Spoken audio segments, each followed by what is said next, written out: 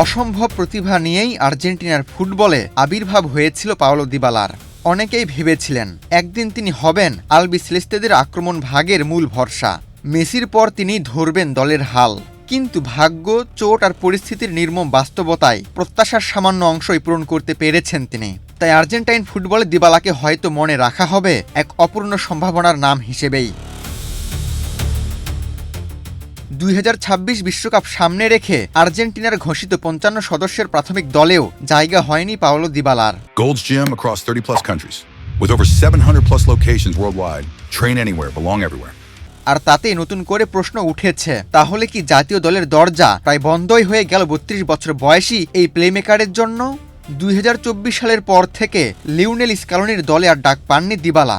ফলে তার আন্তর্জাতিক ভবিষ্যৎ নিয়ে অনিশ্চয়তা আরও ঘনীভূত হয়েছে।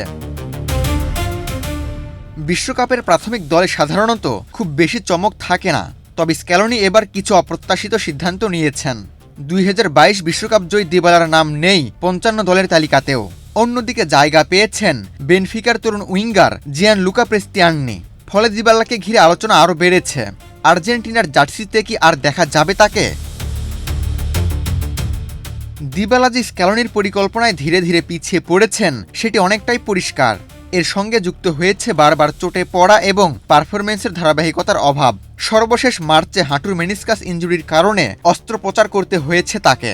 সব মিলিয়ে চলতি মৌসুমে রোমার হয়ে 25 ম্যাচে করেছেন মাত্র 3 গোল, সঙ্গে 5টি অ্যাসিস্ট। ক্লাব ফুটবলও এখনও অনিশ্চয়তায় ঘেরা। 30 জুন রোমার সঙ্গে তার চুক্তির মেয়াদ শেষ হচ্ছে, কিন্তু নতুন চুক্তি নিয়ে এখনও কোনো অগ্রগতি নেই।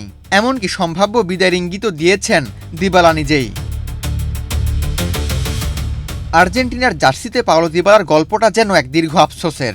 প্রতিভা ছিল, প্রত্যাশাও ছিল আকাশ ছোঁয়া, কিন্তু কখনোই নিজের সেরাটা পুরোপুরি দেখাতে পারেননি। ঘন ঘন চোটে পড়ার পাশাপাশি তাকে সবচেয়ে বেশি ভুগিয়েছে আরেক বাস্তবতা, লিওনেল মেসির একই পজিশনে খেলা। সর্বকালের অন্যতম সেরা ফুটবলারের ছায়ায় ক্যারিয়ারের বড় একটা সময় তাকে কাটাতে হয়েছে বেঞ্চে বসেই। সুযোগ মিলেছে কম, আর যা পেয়েছেন তাও পুরোপুরি কাজে লাগাতে পারেননি। তাই পাওলো দিবালার ক্যারিয়ার যেন শুধু সাফল্যের গল্পই নয়, বরং আর্জেন্টিনার ফুটবলে এক অপূর্ণ আক্ষেপের নাম। আবু তালহা, বাংলাদেশ প্রতিদিন।